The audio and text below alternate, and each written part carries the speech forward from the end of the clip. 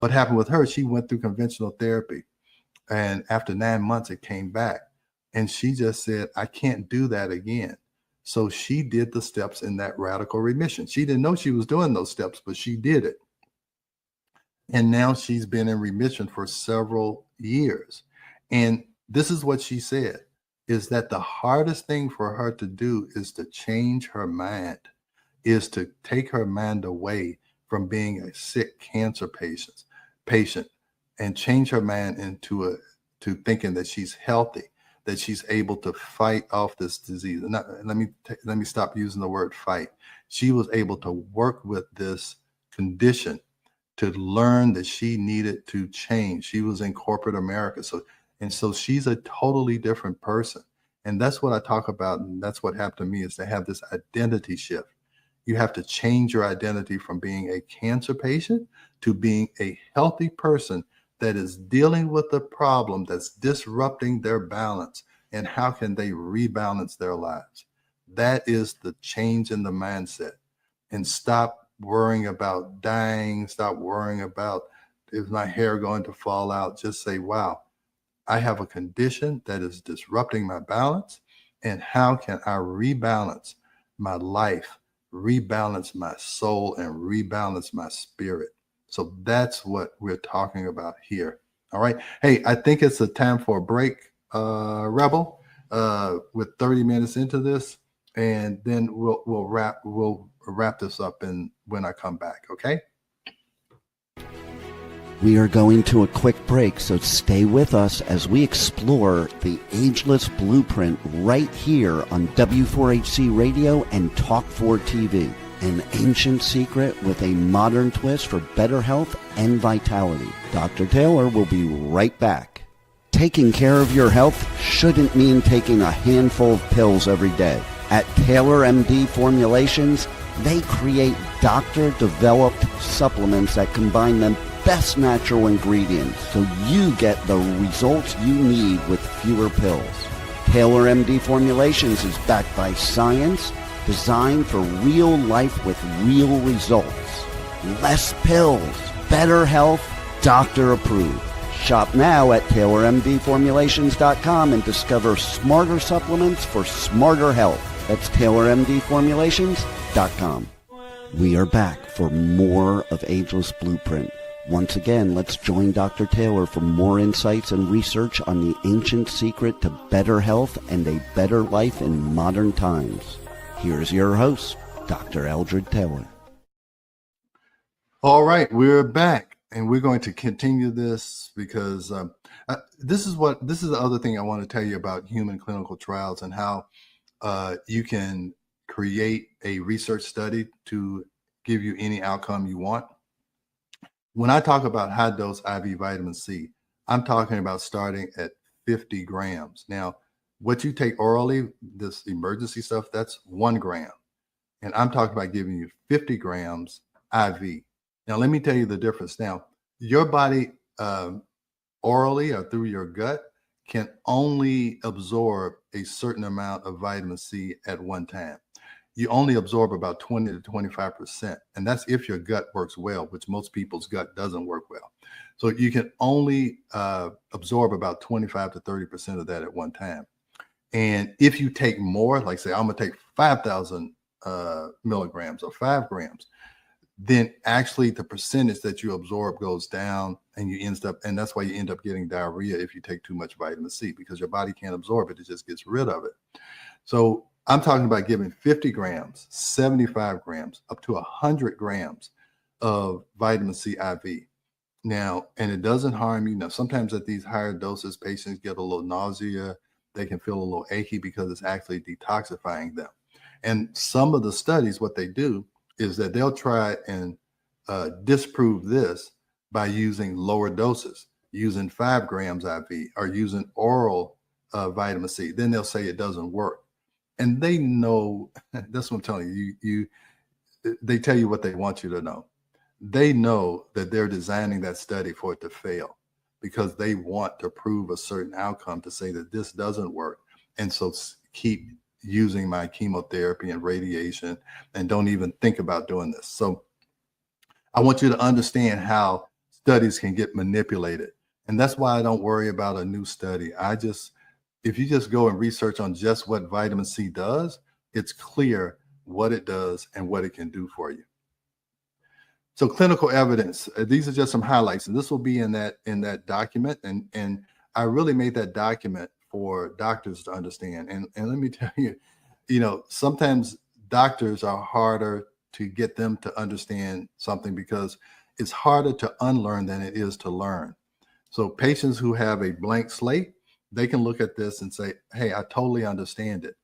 Doctors have to get rid of all of that learning, all of that information that they were tested on and they had to pass license these exams on that was just beat into us. Okay.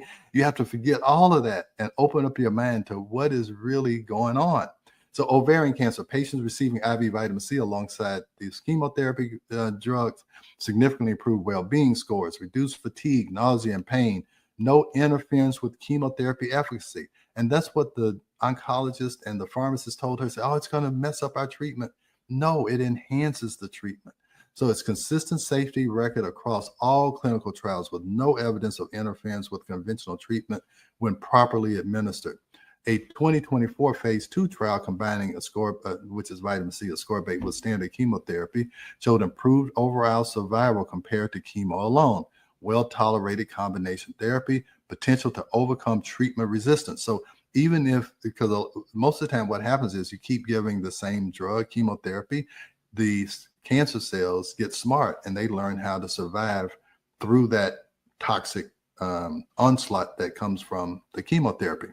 But if you give vitamin C, the chemotherapy works better because it decreases the resistance to their chemotherapy. So they're unaware that there is something out there that can make their chemotherapy work better. So what doctors aren't taught. Now, I talked to you about the pharmaceutical industry. If you can't patent it, you can't patent vitamin C because you can't say a drug company say they can't create that they created this great drug, vitamin C. You can't patent it, but that's why most drugs are a alteration of a natural substance. So the pharmaceutical finds out what works, like digoxin is a alteration of foxglove. It's a plant. But if they can change the structure of it, they can say they created a drug. But so it's usually a copy and a manipulation of a natural compound that now they can patent. So if they can't make money off of it, there's no funding for research. So I'm thinking that a lot of these studies that showed positive results were probably self-funded because the pharmaceutical industry is not going to fund that. So there's a lack of phase 3 trials due to limited commercial interest despite promising early results. See, if it's something that they can manipulate, they will spend millions to billions of dollars to create a drug that mimics what this natural substance does. But they're not going to spend that money if they know they can't get their money back through patents, by patent protection. And patent means that no one else can sell that particular compound or drug for 7 years. And after that 7 years, you can make generics and all that. But anyway, outdated information. Many physicians rely on older studies or misunderstanding about oral versus intravenous administration. Again, it's just according to what study you look at. And I will tell you, I'm going to be honest with you.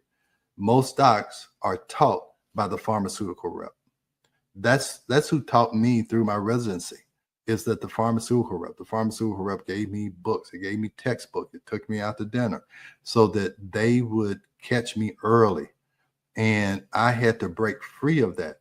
No, I haven't seen a pharmaceutical rep in 20 years probably, because I don't need them to teach me. I can teach myself.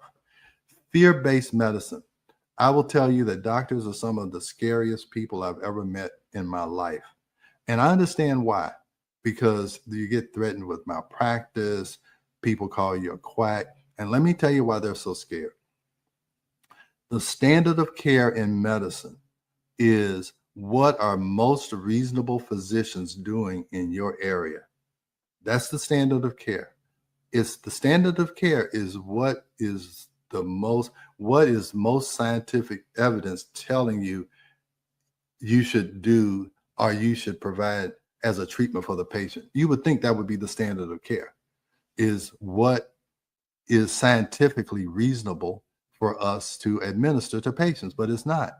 It's saying what are most reasonable physicians doing, and just Google what is the medical standard of care. So if you are not doing what most reasonable, and reasonable is reasonable is relative. And so if you're not doing what everybody else is doing, then you're out of the standard of care.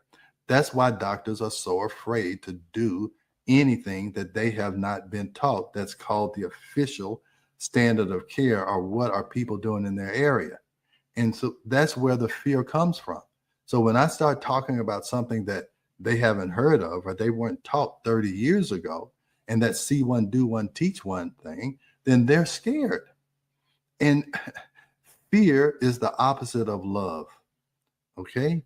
So if you love your patients, if you love what you're doing, you have to get over the fear. And that's where doctors are stuck, is can I get over the fear of being different? And again, I talk about the caterpillar land. When you get out of the caterpillar land, all the caterpillars are trying to pull you back into land. And that's why I talk about don't be a caterpillar, get out of land, because you are being manipulated to stay in a land and not to look outside of what is considered the norm. And, you know, most of the time, if you see a crowd of people somewhere, you need to go the other way, because wherever the crowd goes is probably where some controlling force is trying to lead you.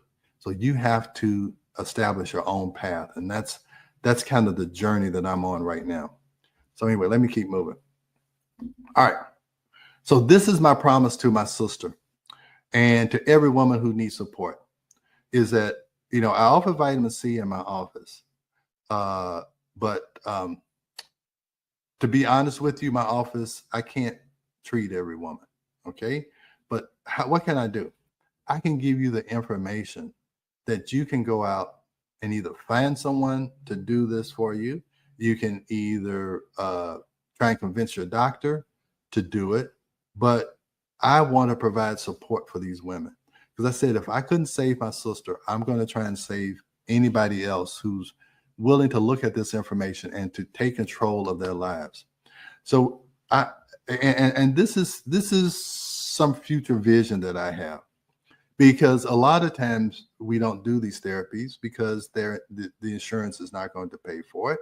You have to come out of pocket. Now, the insurance companies will pay for a $40,000 chemotherapy treatment that over the years can cost $1 million. Now, they'll pay for that, but they won't pay for vitamin C, which is, in my office, high dose vitamin C runs anywhere from $250 to $350 for 100